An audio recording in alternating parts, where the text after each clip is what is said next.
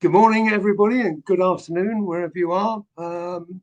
This is the latest in our series of webinars based on Ineke's book, Your Phone, My Life. And we're really now getting into some of the underlying principles by how Ineke has successfully driven the businesses that she has been responsible for. So let's kick off. Ineke, welcome once again. Thank you very much. And we'll get straight in. So good place to start is, what do we mean by business DNA? So perhaps you'd like to make some comments on that. Yeah, first of all, I think I want to apologize that we couldn't do last time, but we had a hiccup there. So welcome everyone again to Business DNA. And I would like to say that I have published now also a newsletter, and my definition of Business DNA that I wrote in the newsletter is basically that I look at the business like as if it was a person. Yeah, so a person is born, grows up, and dies at one point, and the person has characteristics and traits. And a business is the same thing. The business DNA is basically the character of the business. Now, the difference is, of course, that a baby is alive, whereas a business is not alive yet. So we will have to formulate the characteristics and the traits of the business ourselves. And I think we will go into that subject a bit later in the slides. Indeed. But you've already raised 2 or 3 points that we will be covering later on in the presentation or in the discussion. Can we have the next slide, please, buddy? A good place to start, I think, is defining back one. A good place to start is actually, what are the components of the business DNA? Yeah, I think that, the first thing that if we start a business, whichever way we start the business, I mean, we can start a business because we started ourselves, or we can start it because we have obtained a license to do business.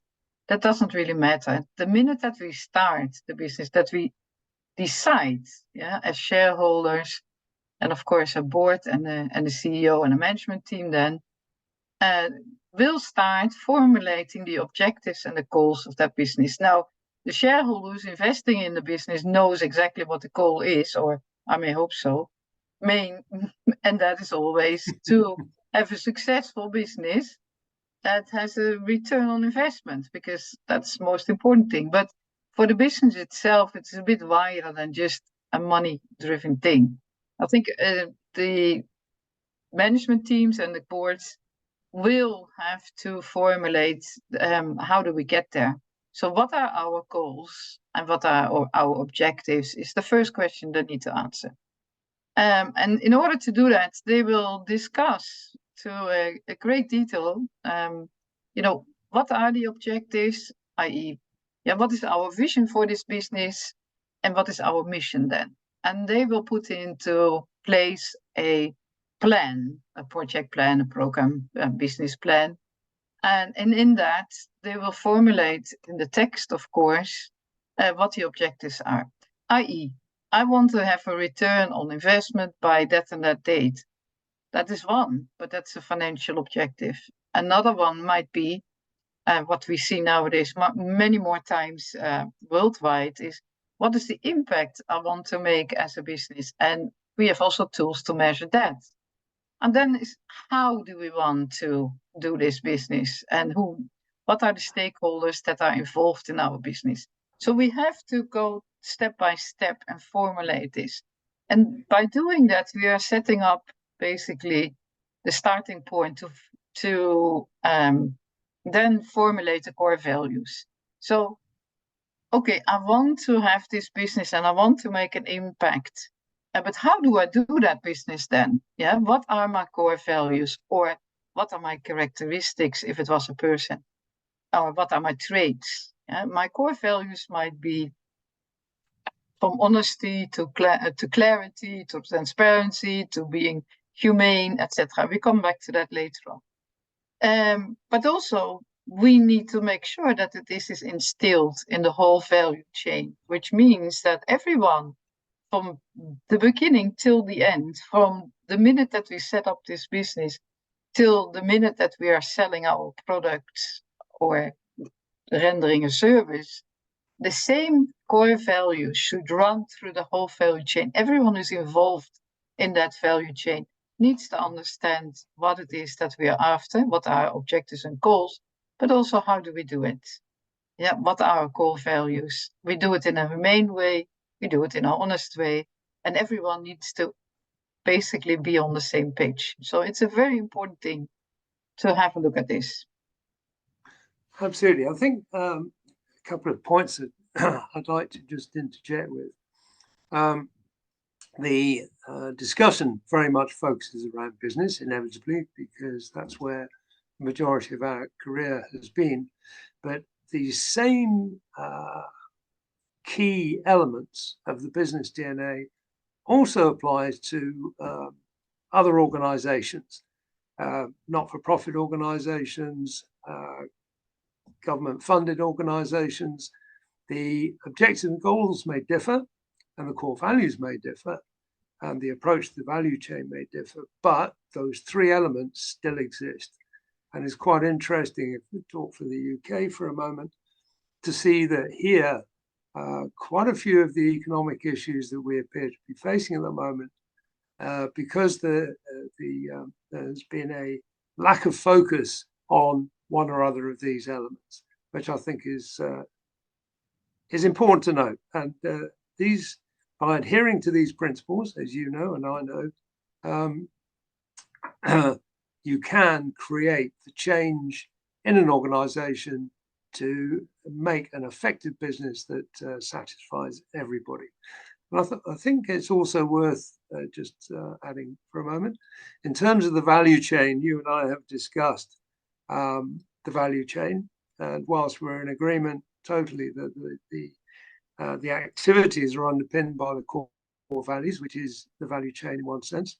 The value chain also is the identification of the steps that you take from the conversion of the inputs to the objectives at the end of the process.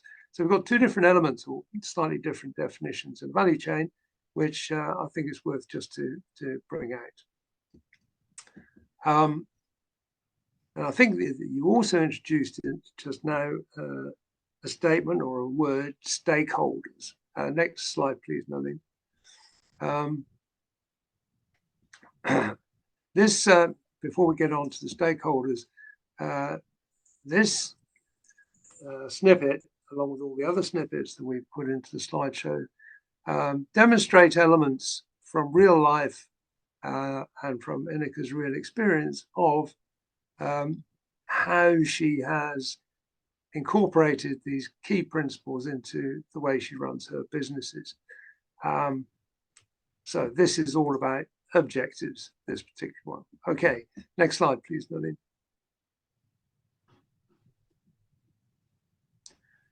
What we have here is just an example of core values. They will vary slightly, as you said, Ineke, from organization to organization. But I think you would agree that the key core values don't change very much. Would you like to add a couple of words on that? Yeah, of course. I think, you know, what I said about core values, I compare it with a person. Now, a person is born with the DNA and is born with certain characteristics, and we have to formulate them for a business. So, of course, we are serving customers. So the first core value that you will very often find is customer focus.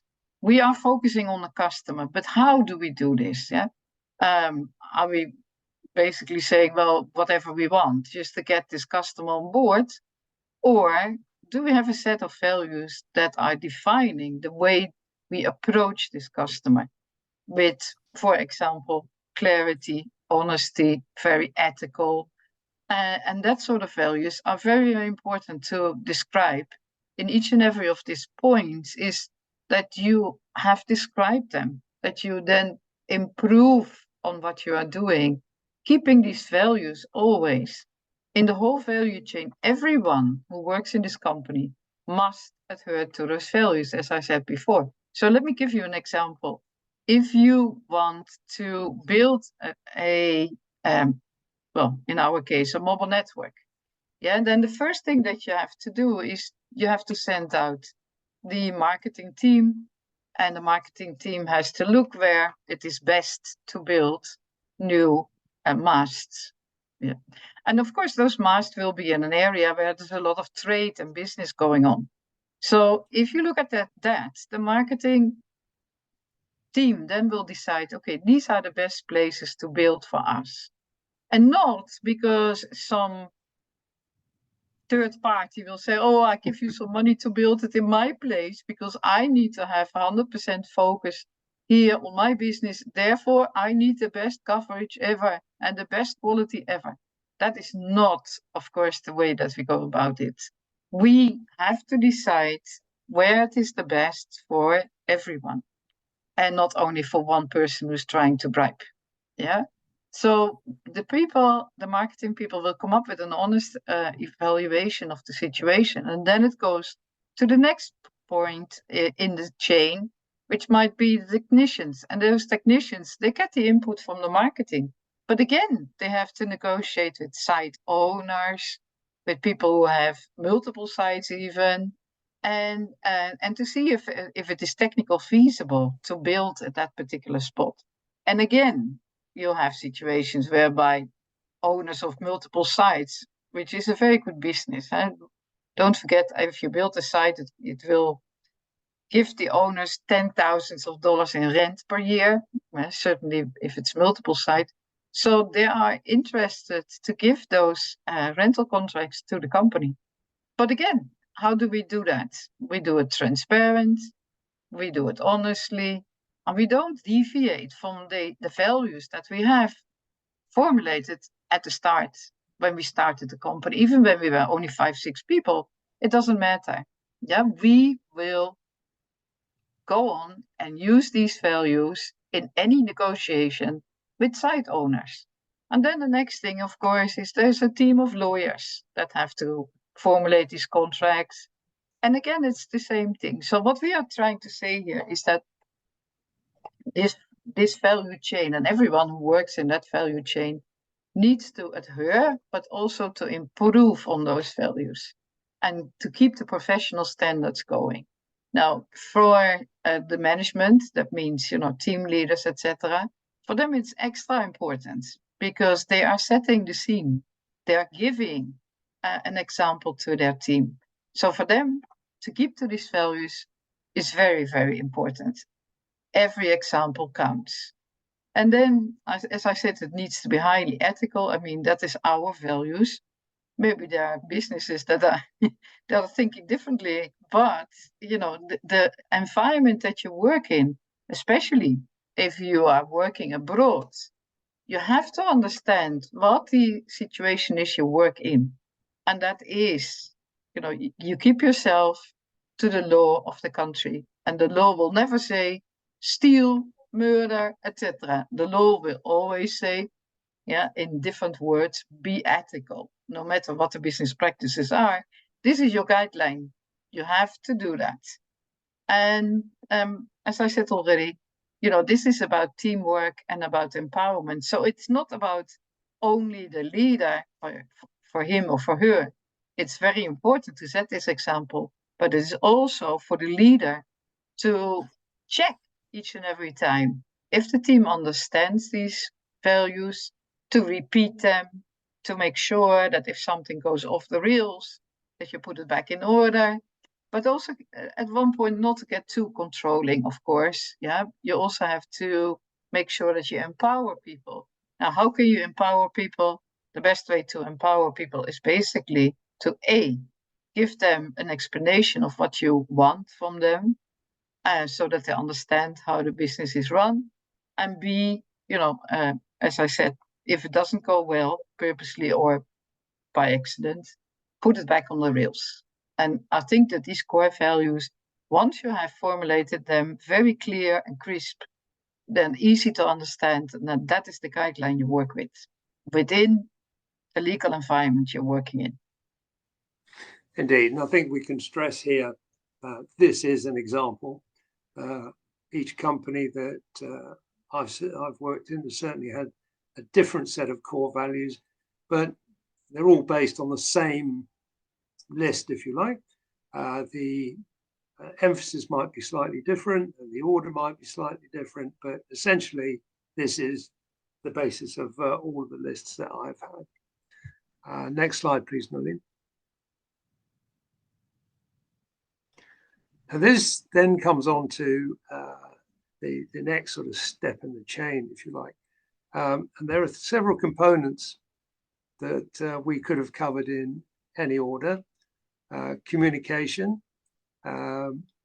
communicating the core values, and understanding your stakeholders. And in fact, we've got a separate webinar scheduled, or not yet scheduled, but we will have a separate webinar just talking about stakeholder management. So we don't want to get into too much detail on that, I don't think, Ineke, but what we do want to do is to use the stakeholders to illuminate our discussion on the business DNA and how we go about conducting our business. Would you like to talk a little bit about understanding your stakeholders, just as an introduction? Yeah, of course. I think, you know, when you start a business, you will encounter a lot of people, not only your employees that you're hiring yourself, of course, but your employees, and the employees must be of a certain cloth, if you will, to make sure that they fit into the picture and understand what it is that you're after. But that is in your internal control. You can hire and fire who you want. But your stakeholders is a different story. The stakeholders are people that are typically not under your control, I would say. If you look at the regulator, in lots of businesses are regulated by the state, and it's not up to you, to decide who's working there. Of course, these people are already working there, but in order to make sure that the relationship with these stakeholders, for example, the regulator, is very clear and effective, you have to make sure that they also understand what it is that you have formulated as your values, as your core values. So it's not only in the business, but it is also external. And one way of doing it is to tell them about it, but another way, which is basically better, I suppose, is to do it, to live by those core values. And by living them, you show them by example how it works. And I think that is very important for everyone. And it is important for your customer. It is not, oh yes, of course, madam, we will help you. No, you actually help them. It's not only about talking, it's about doing as well. So a lot of your core values are clear to your stakeholders just by living up to them. There's the country where I was born, the Netherlands, there's a company that's called Coolblue, and Coolblue is doing an excellent job in not only communicating those core values, but even in their logo, they say we do it with a smile. A smile. So we are a friendly company, and that is understood. This company is friendly. I have my experience. Never had a nasty experience, always a friendly experience. So not only they tell you that, but they do it. And if they see that someone in the organization, I can imagine, they can't do it, then, they will say why they can't do something. So that is very important. Your customers, your competitors, the regulator, the whole political scene you're operating in, especially in telecommunications or also in banking, in insurances, in oil and gas, in a lot of industries, you are partially bound by, largely bound, I should say, by what it is that the concession that you got or the license that you got stipulates. And you are really operating in a very highly politically driven environment. So again, it's very important that you not only tell them what the values are, and what your objectives are, what your values are, but also to live them. Absolutely. And I think the other key element to take away from diagrams of this nature as we move on to the next part of the webinar is that each of these stakeholders have a slightly different, or maybe greatly different, area of interest. And certainly in my experience, the regulator was interested not primarily in the quality of the service that you were offering to your customers, but actually how much money could they extract from the business to support their activities. Shareholders also interested in the financial returns, but also in building something of value. And the key point here for me is that each stakeholder is looking at the same business, your business, but with slightly different eyes. And that then leads us on to the next point. Next slide, please, Nalini. And to emphasize once again the point that we continue to make, we have one set of core values. Perhaps you'd like to expand a little. This is just an example. So the fact that everybody can't read the detail, not too important. The message is important of the overall message. So would you like to talk to us a little bit? Yes, I think we already talked about the core messages. Yeah.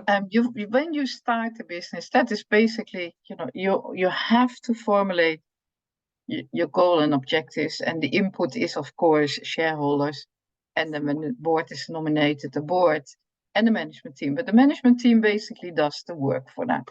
So once you have to formulate these core messages, and this slide is a bit crowded, but we just wanted to make sure that everyone understands that this is work. Yeah, that is not something that you just put on a piece of paper and say, okay, this is what we do. No, if you do that sloppy, just on a piece of paper and this is how we work, it will never work. Because the most important thing is that you are going to discuss and describe those core messages properly. And that can vary from, reliability to humane, to ethical, to quality, to a whole lot of things can be important to your business. But the most important thing is choose, in my experience, about 5 values, because that is doable. And those 5 values should be not, practically the same, but they should be very distinct. And to make sure that humane, ethical, clarity. We do it in a proper way. Yeah, I mean there are processes in place. That sort of stuff. You have to have no overlaps, but crisp and clear values that everyone understands in 5 seconds flat. And to talk about them, of course, because I say in 5 seconds flat, but maybe one value means something else to one person and it means something else to another person. So you really need to discuss them as well, especially when the people are involved in the business on a day-to-day basis. They need to understand what it is. With, as we say, with stakeholders, you have to do that as well, but it's also behavior. Now, we see here all the one in more detail described what was on the previous slide. And I think, yes, we will share the slides if the company can do that for us. And then you can read this slide quietly. But the intention of the whole slide, as I said, was to show you how important it is that you not only put them down on a piece of paper, put them on a poster, put them on the wall. It doesn't matter. Put them in all your communication to the outside world. Use those. And then they will start living for you. And it becomes your character. Absolutely. And I think the steps going from a handful, I agree with you, we've done the same thing as each other, 4 or 5, maybe 6 core values, not many. Then to develop from that a set of core messages, excuse me, how you're going to communicate those core values to members of your various stakeholder groups, and then what emphasis you're going to put on those core messages to each of the each of the separate stakeholder groups. So you're communicating the same core values every single time. And just as an aside, when I have prepared documents like this, I have made it a public document. It's not a secret. So people who are talking to people in other companies or just outside, talking to their friends, they've all got access to this document or something similar. And this is one area where it's, to my mind anyway, it's not a company secret. This is who we are, and this is how we're telling you about who we are, which I think is also interesting. Too much of this stuff, in my opinion, is kept secret. No, I think it should be vice versa. It should be very open, and it should be on posters, and it should be in your social media, and it should be everywhere. Yeah, exactly. So you use those core values and the way you describe them time and time again, so that people really understand. Like my example with Cool Blue, yeah, with a smile. That is communicated in every single communication that they have. Yeah. Even on the bill. So it's very Yes. important. Yeah. It is. And I think, because you are repeating it, it's also a way of instilling it. Yeah. If you Yes. only mention it once, people forget. But if Yeah. it is a routine that you constantly repeat those messages, then people will start to believe it and say, yes, they do what they say and they say what they do. And that is very important. Yeah, it is. And something you raised earlier on today was it's no good just putting these things up on the wall and just leaving them there. They have to be articulated constantly, which is the point you're making now. Exactly. And also, as I say, if someone goes off the rails, yeah, you have to spend time on putting it back on the rails. Yeah. It is not something that goes automatically, certainly not at the beginning, but it will instill. It will. And it won't change because your character as a person doesn't change much either. So compare it to a person. Once the person is born, once the company is born, and the characteristics are clear, these characteristics go through time. Yeah, they do. Okay, Nalin, next slide, please.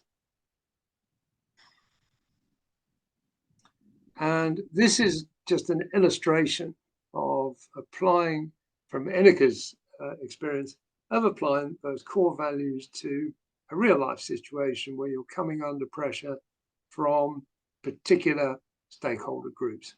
Well, they are real stakeholder groups, and they think they have rather more. They think they can influence. And this particular example, it's a demonstration that you can't make me compromise my core values or those of the company. No, I think that this is very important, yeah, because this also has to do with culture, and we spoke about that in the very first webinars. It's of course very important to understand the culture you work in. The culture that you work in, to a large extent, also defines the people, because culture has layers, but the inner layer, the core layer of the people's DNA that you want to reach as well as a company is something that is so normal that you don't even question it, because this is the way a country works and people work within that country. So this is an example that I gave in my book about how it works in Lebanon or in the Arab world. Yeah, there is a big distinction between, let's say, Western Europe and the Middle East. And one of the biggest distinction is that the Western Europeans, or the Western world, if we say it like that, we start thinking from me, I want to do this, me is important. So it's always, starting from one person onwards. Whereas in the Arab world, it starts much more from the group thinking.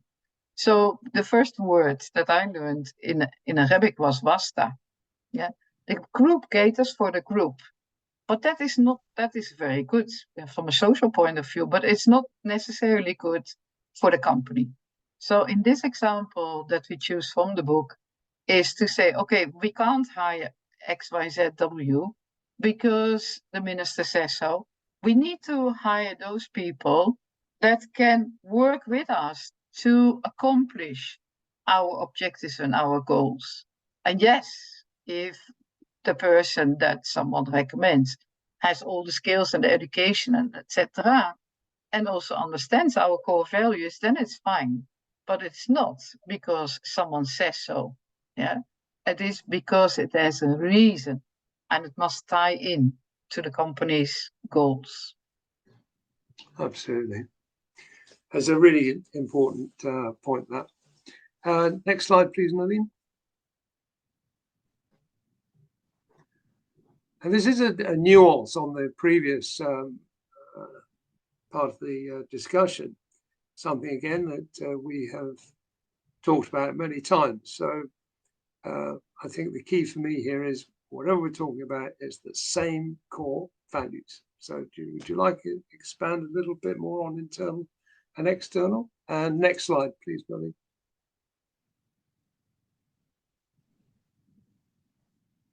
Okay, Ineke. Yeah, I think, going back to the humor, yeah. First of all, there was a company that I worked with for a couple of years, which is called Tele Denmark. And they have, if you enter the building, the headquarters, the main building, there is a saying carved in stone. Yeah, you will catch more flies with honey than with vinegar. Now, that is important as well. So it is humor, but it is also your attitude as a leader, and you as a leader, you set the example. So I said before, if the CEO sneezes, the company is ill. Yeah, if the CEO laughs, the company is happy. And that is how it is. So in this case, I walked into for me, new company in Azerbaijan, and everyone was silently sitting there, drinking, sipping their coffee, eating their sweets and whatever. But there was no energy there. And how do you change that? Because, these people are very, on the whole, I can't say anything else because they were very, very good. Yeah. And, but it's still, there was not an energy and there was no, what shall I say, expression of the willingness. It was quite introvert. So I tried as the leader, of course, to make them laugh. Because by laughing, and if you do that internally, but also externally, and if you just give them a sort of a nudge, yeah, then it starts to work. And by doing that, it is one of my personal beliefs that if we do that with a laugh, we will succeed.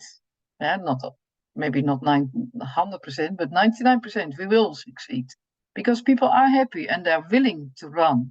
And they know that, if something is done in a good atmosphere, it will succeed much easier than in an atmosphere where everyone is shouting and screaming at each other for no reason whatsoever. That is a very bad example of how to run a business, to be honest. So, but this goes internally and externally. It is not only that I'm trying to make my employees laughing, I'm also trying to make, and not pleasing. Yeah, pleasing is a word that I don't like too much, because pleasing almost says I'm bending backwards to please my customer.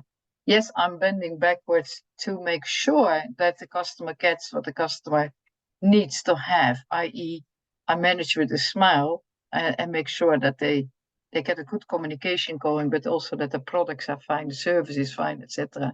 So you're trying to do this everywhere. And all the time. From a firm point of view, yeah, not to go left, right, and center and on and up. No, you keep to your core values, and by doing that, you will succeed. Indeed. Next slide, please, Nalin. And this is quite interesting. We might have got the slide order a bit wrong here. But in essence, we have not really touched on the evolution of an organization. You have touched on the analogy of a human growing from infancy to maturity. So the question that comes up, I think, is can we change our business DNA? Nalin, next slide, please.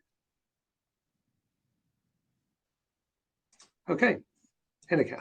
Well, I think, as I said, I compare it to a person. A person is born.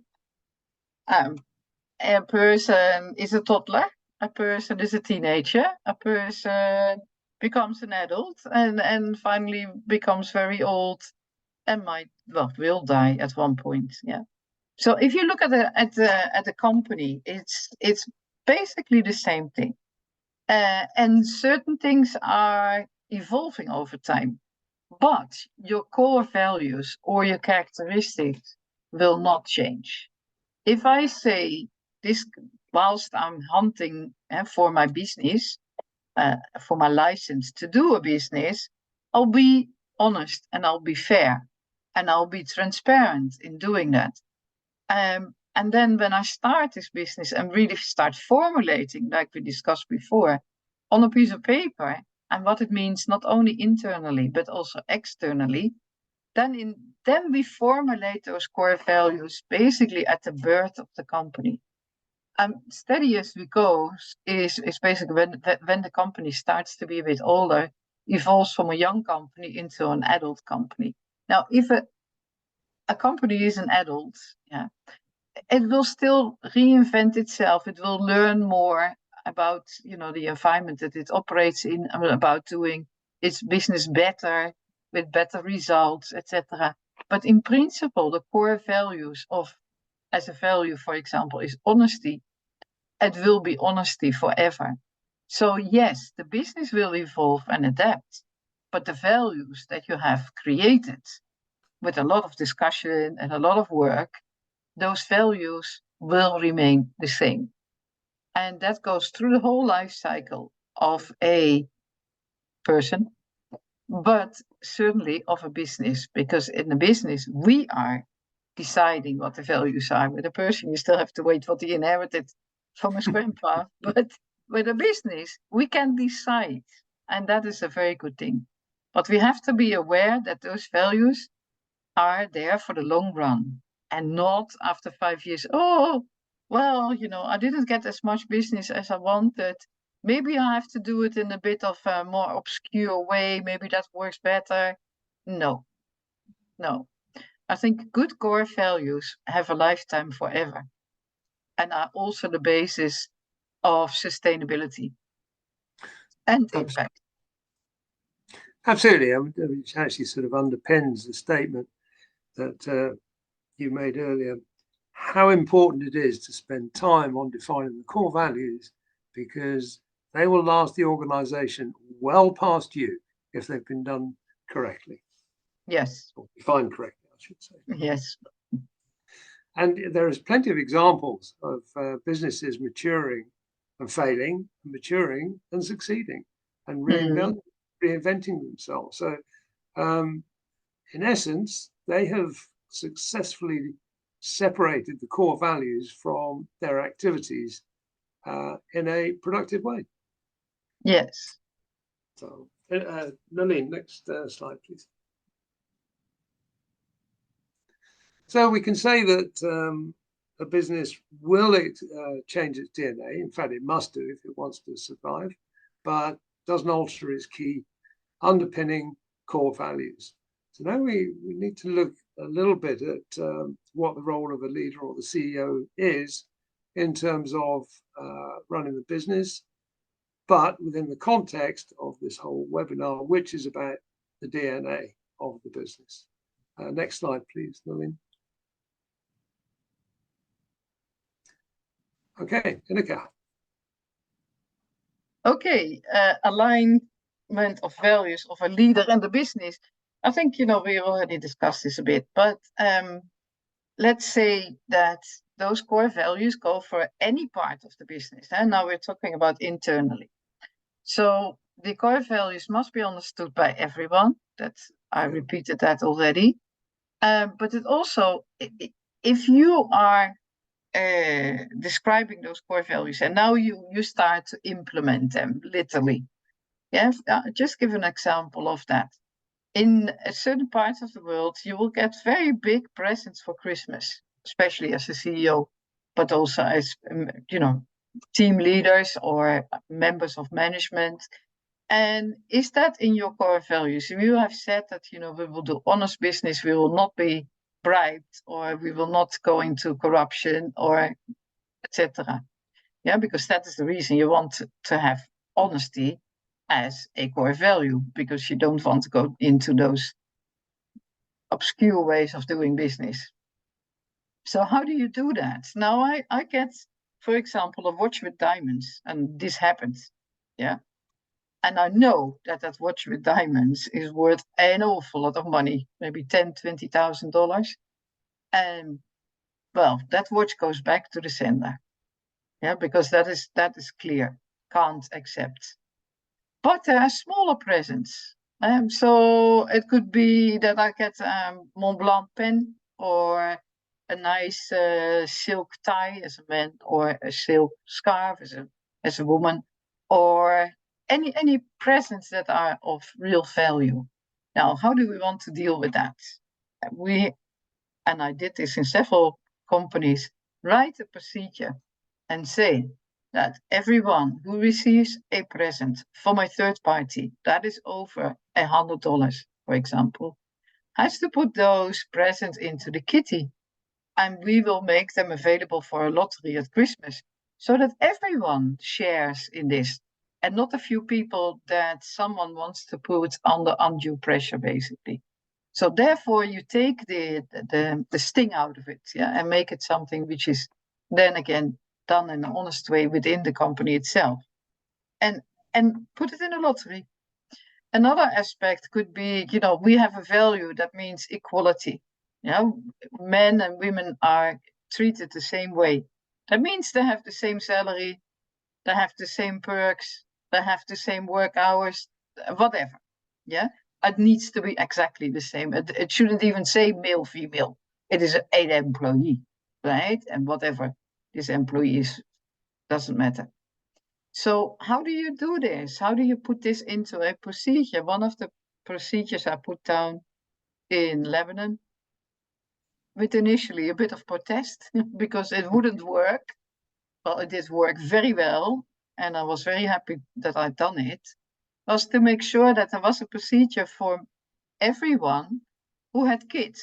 So if you work 8-hour day, sometimes you work a 10-hour day because there's extra time needed to complete your task.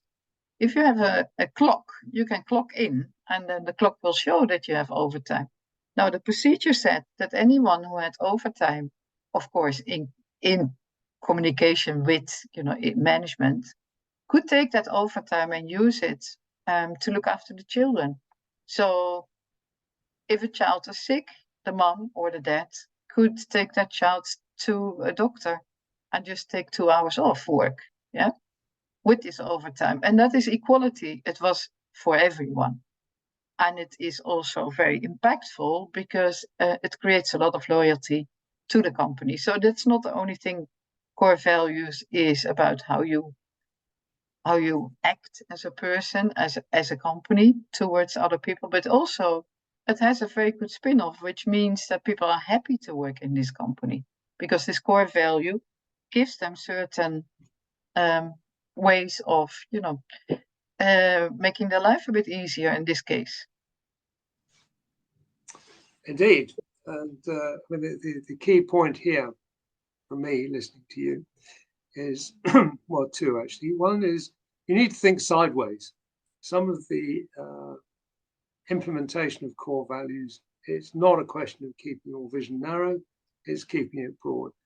And the other key point, which is what we have in the slide, which is you embed your core values in every aspect of the company's activities, however large, however small, because what you're doing in actual fact is creating, to use another parallel, you're creating family values within the organization that everybody must adhere to, and everybody knows that everybody else will. And I think this goes back almost to good selection of a leader, because if you have a leader with the right values, you'll have a successful business, is actually what we're saying. So, yes. Nelly, next slide, please. Okay, before we get on to the summary here, Ineke, could I just ask everybody who's on the webinar, if you have any questions, now's a good time to send them in. And Mike Flynn has asked one here. I'll just read it out. How about senior management letting their personal values affecting their marketing strategy? For example, Bud Light and Gillette, 2 examples.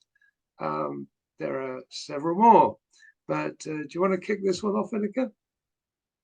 I can't. Sorry, can you repeat it, because I didn't hear you very well? Apologies. What Mike is giving as his question is, how do you deal? I'm paraphrasing Mike. How do you deal with senior management letting their personal values affect their marketing strategy? And he gives 2 examples here: Bud Light and Gillette, and there are others. Yes, but how do you deal? Yeah, who you deal? The shareholder or the public, or who? Yeah, we have to make a distinction, because if a leader puts his or her personal values over the values of the company, then there's already something which is not correct, of course. Now, the question then becomes, who is you? What do you do as an employee? You don't have much choice. You can observe it and say, okay, I don't like this at all.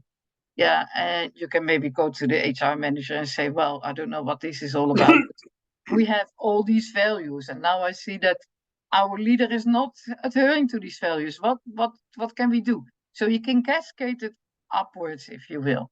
But in fact, the only ones that can really do something about it is the board of directors and the shareholder.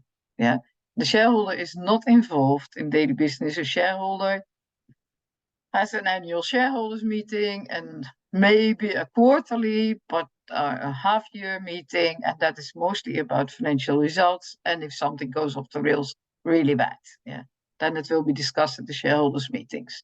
But the board, who convenes at least 4 times a year, is the one that is basically the boss of the leader. So the board is the one who can say, wait a second, we have formulated all those core values, and this is how we wanted to conduct our business, and we hired you to do that.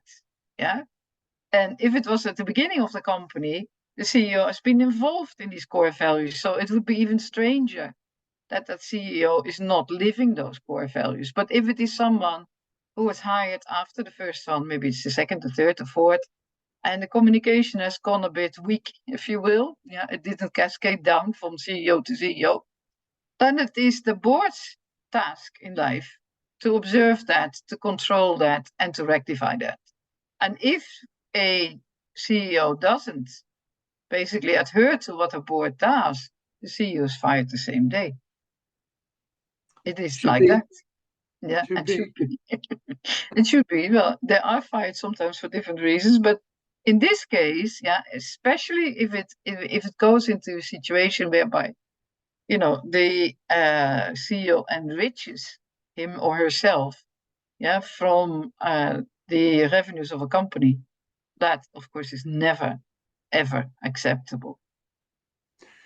No, that's absolutely right. And I think the question, I'm not familiar with the Gillette issue, but the Bud Light is the issue where they used a transgender model on their marketing material and watched their sales drop by 40%, and which I think is quite interesting.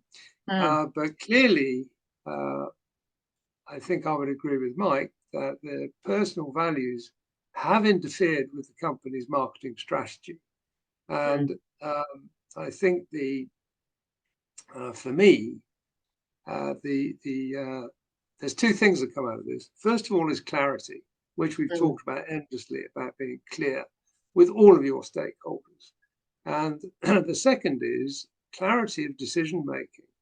I mean, every company that I have run, and I'm sure I know the same for you, is that who can make what decisions is extremely clear.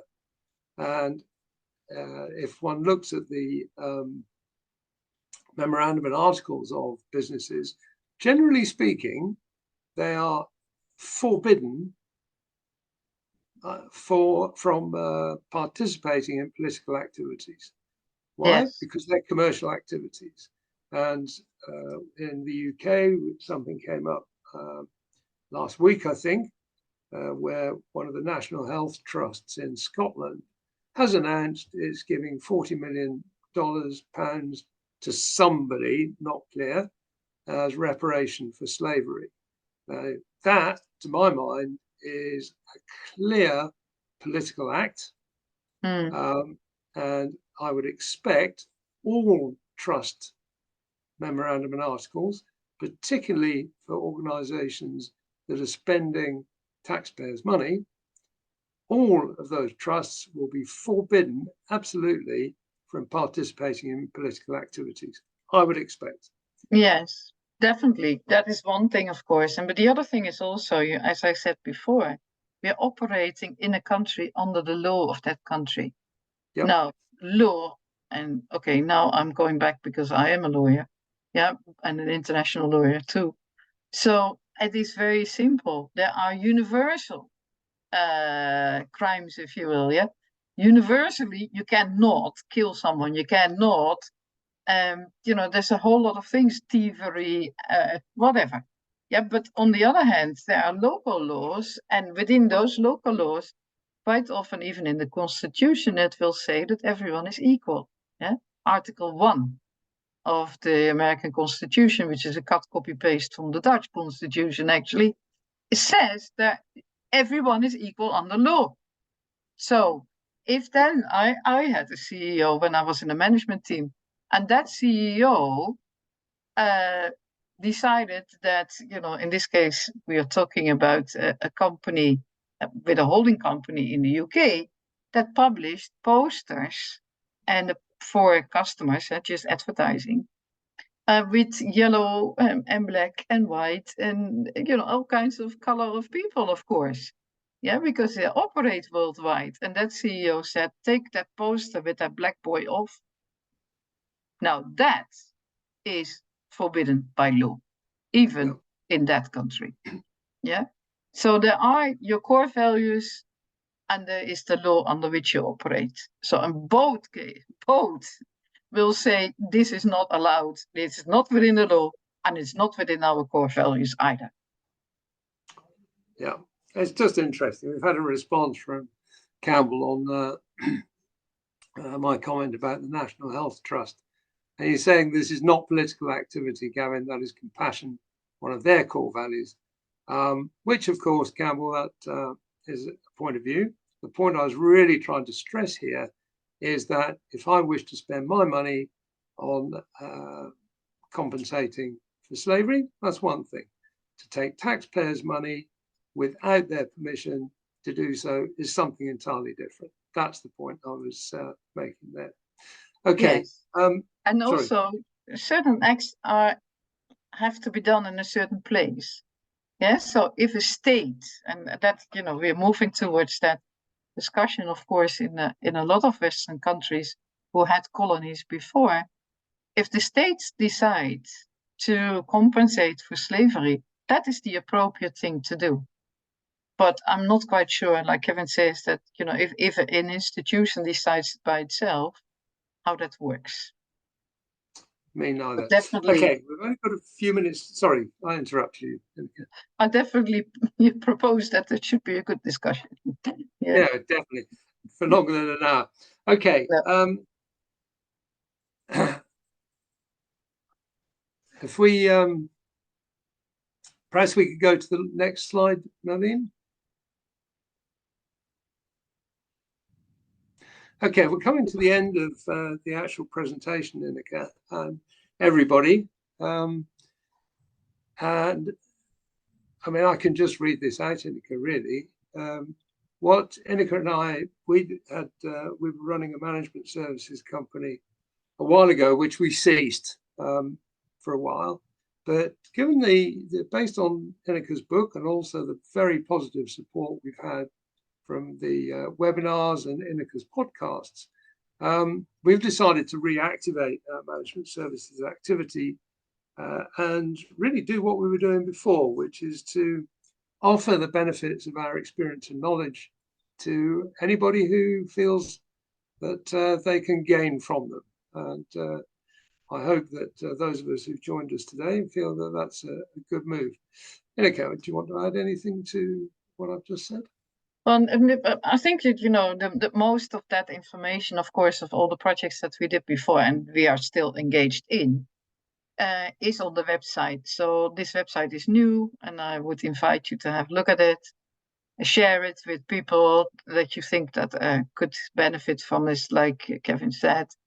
And I think you will find that we did various projects and all over the world, mostly in Africa, but also in Central America, the Middle East, Central Asia, etc. So it's not bound to any geographical area. It's more, what can we bring to the table, of course. Absolutely. Okay, and if you could just put the last slide up, please, Naveen.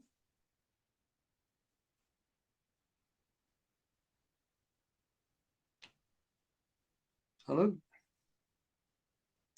It's only our contact details, and I'll just ask anybody who's on the call, if you do want to contact us, have a look at the website, as Ineke says, and if you do want to contact us, then please do send us an email, and we will respond. Yes, for sure. Okay. Ineke, anything else to add?